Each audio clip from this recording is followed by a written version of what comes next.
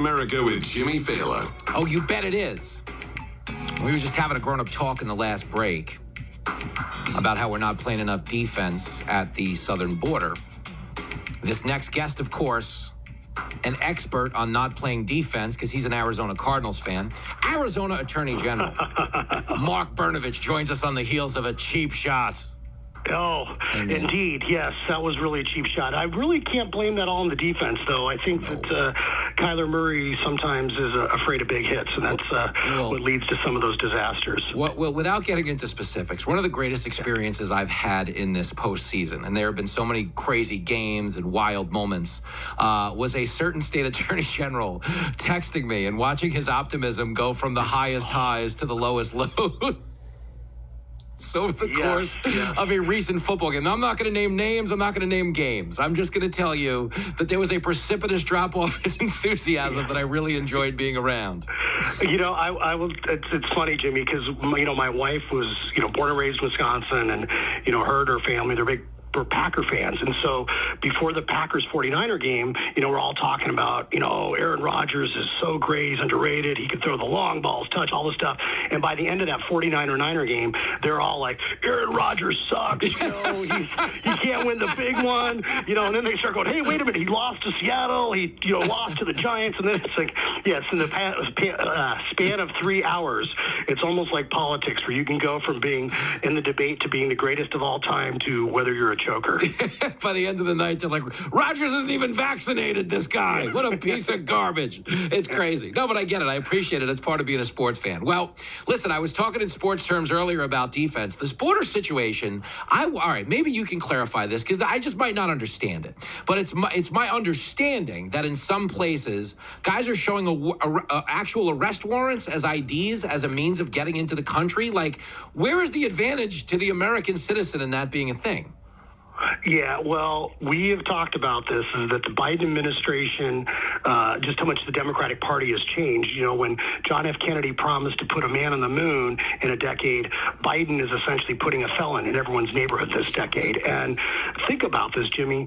If the Biden administration is allowing migrants to use their arrest paperwork and arrest warrants to get through, TSA security and get them on planes all over the country, that's literally easier than it is probably for your mom when she has a bottle of hand sanitizer. She's going to get frisked and shaken down more than a cartel gang member being waved right through. It's just crazy. Like, this stuff is like you almost can't make it up. And you're a comedian, and you can be funny sometimes, and not just the clothes you wear. But girl. You think about, but it's Wednesday, man. It's tough. I got to come up with some new material. Stop it! I laughed. I thought it was funny. Continue. It's about the broader audience. Because the point is, I'm trying to make the point that it's like you can't make this stuff up. If you were trying to make this up, literally, if you're an American citizen, you have to get tested and you have to get a vaccine in order to keep your job. But if you come across the border illegally, you can wave right through and we're going to give you a free airline ticket and ask if you want the room at the hotel with the single or double beds. If you have an arrest warrant, instead of processing you for deportation, we're going to go ahead and send you anywhere you want. And we're going to let you use that negative to your advantage. It's just absolutely mind-boggling.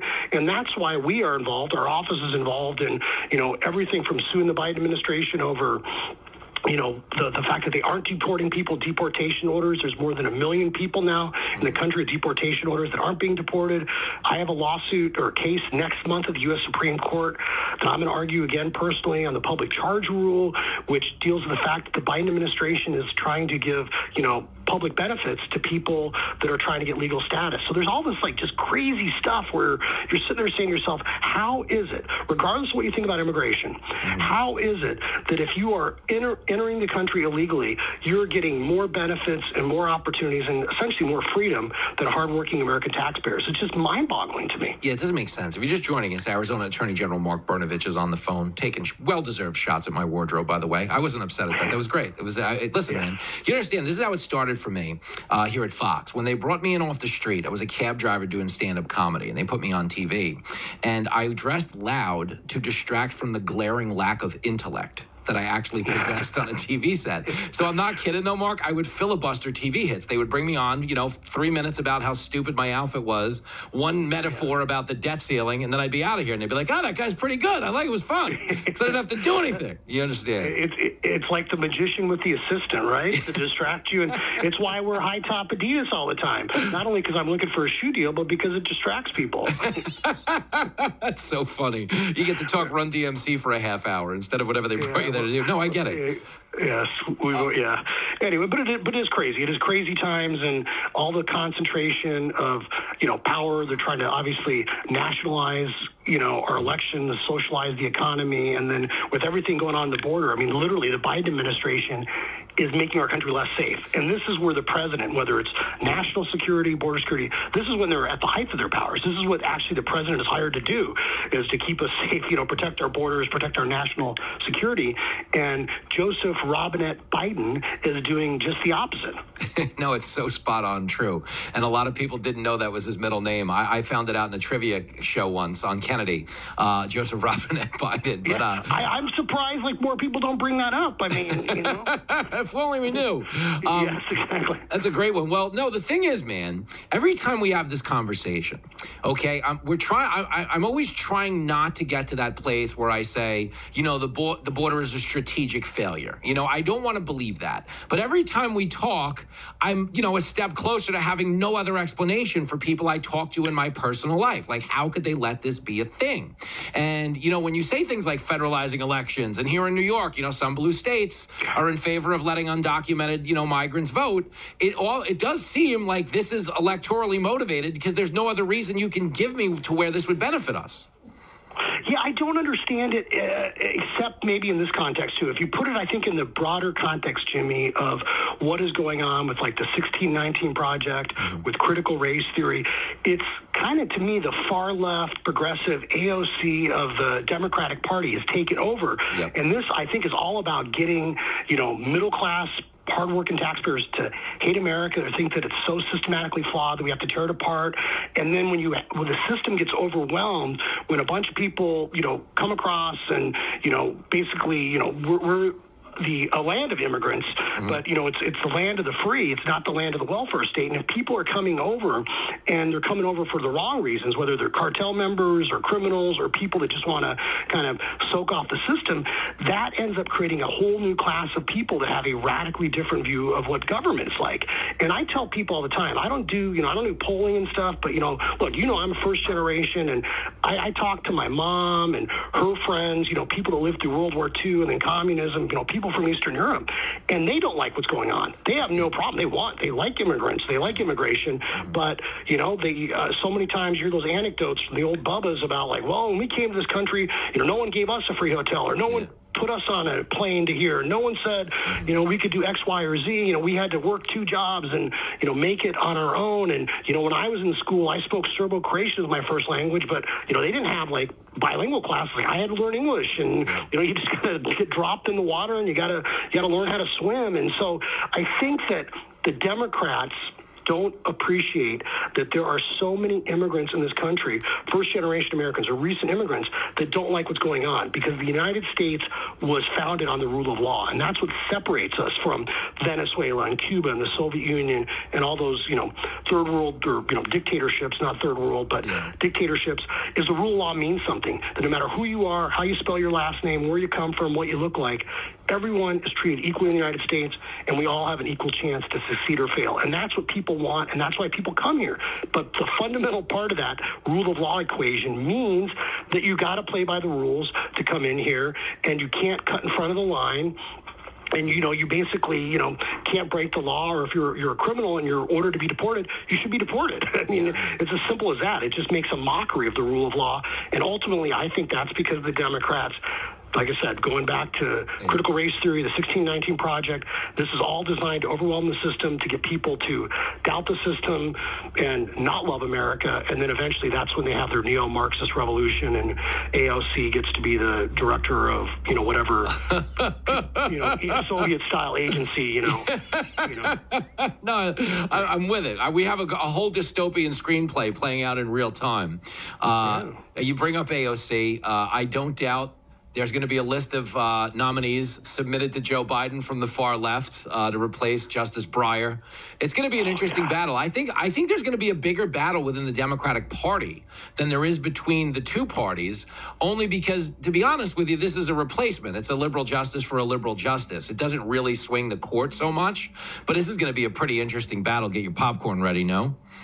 Yeah, I think so. And I think it also illustrates or demonstrates that the Democrats know that they're in trouble. And so they're obviously trying to consolidate as much power in D.C. and change and, change institutions. And so they want to get the Supreme Court done as soon as possible because they know they're going to lose the midterms. They're going to be on the defense. And so it's all about consolidating that power as quickly as possible. Yeah, there's no question, and that's what this is going to be. It's going to be pretty contentious. I don't know that it'll get quite to a Kavanaugh level because that was, the height of insanity, I think, in this country. But it's going to be ugly nonetheless. So you're going to have to come back and talk about it, if you can resist the temptation to assassinate my wardrobe. I'm actually looking forward to you letting me take one of those jackets one of these days. Whenever I get on Gutfeld show, man, whenever you put in the good word for me, whenever I get on the Gutfeld show, I will tell you what. I don't know what size your jacket, like 44, 46 regular. 46 regular. Oh, we're almost the same size then. I can go 44 or 46. Hey, come on. And 46.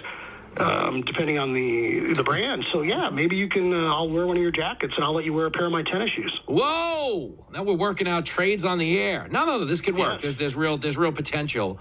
Getting stuff done. We could do something. No, my designer is great, and you'll love his seeing eye dog as well. It's a very nice dog. He's really good to be around. Remember that episode of Friends where Joey went into, and he was talking about his tailor doing the measurements in his groin area, and anyway, maybe a stupid story. No, listen, I love talking to you because for whatever reason, you and I, of all the people I talk to, we have no conversational GPS. We cover a lot of substance, but you never know when we're going to pull over. You just don't know. Do an 80 and someone pulls a J brake, and now we do the 180, and no, it's glorious. I love it. It's fun. It's very jazz. Out on the side of the road, we need to stop there right now. Yeah, it's very jazz. Good stuff, though, and I appreciate your time. And yes, I'll do some lobbying behind the scenes now that I've been appointed as your TV agent. I'll do what I can. Well, it's good stuff, man. It's when one of us working class guys get through, we got to help out the rest of us. Thank you. No, I'm with you. Well, if I survive Reno, I'm going to be in Reno doing stand-up this week in Carson and doing my show live from Reno. If I can get out of there alive, I can do anything because me and Reno should never get together. I lit up from Reno. I was trailed by 20 hounds, man. Grateful Dead, right? Yeah, of course. Friend of the devil, brother. No, but really quick, Carson City. So years ago, and I don't know if it's still this way, I drove through Carson City, and I stopped off, me and my buddy and I, he was actually going to Fort Lewis to get stationed. I drove with him. We were driving up there from Arizona. Stopped off Carson City, and at the gas station, the guy's like, hey, how you guys doing? Like, super friendly. Go to the grocery store. We're walking around. Someone's like, do you need help? And the nicest people in the world are in Carson City. I've never been in a nicer place in the world. No, it's so true. And what freaks me out as a New Yorker is when people are that nice, it's usually because they're about to rob you. Yes. People aren't friendly in New York unless they're asking you to engage in a transaction that definitely won't come with a receipt. Yes, that's right. You immediately reach back and grab your wallet and say, okay, what do you want? Here's $5. Leave me alone. And they're like, I was just trying to help you find the donut aisle. Here's our next business venture. Yeah, you and I could write a self-help book about street smarts. You being an attorney general, me being an ex-cab driver. We really could probably save a couple of lives. Let's collaborate on that once we build our TV empire, okay? Oh, my gosh, that's great. Good stuff. That's a great idea. All right, we'll chat. That'll lead to the shoe deal. Finally. I'll text you during your next football breakdown. I'll see you soon, buddy. I can't stand the Niners, and I hate the Rams, by the way. Everything in California sucks. Can I say that? Yeah, no, you're well within your rights, because it's the same thing for me. I don't know what to do, because Jimmy G sucks. I don't trust him in big games. He's had moments. They have a good pass rush. I really don't care about the Rams either. Bill Hemmer, who's, of course, a superstar anchor here at Fox News, loves the Bengals. He's going to the game. I'm kind of rooting for Hemmer, and I can't say that because I'll never get booked on Harris Faulkner's show again because she's a Chiefs fan. So I'm basically I'm basically voting present. I'm pulling an Obama in the Senate. I'm just going to vote present on this one and keep myself out of harm's way. All right, man? You be safe, brother. Good stuff. I'll see you later. Take care. There he goes, Arizona Attorney General Mark Brnovich. And he is right to say the nicest people in the world are in Carson City.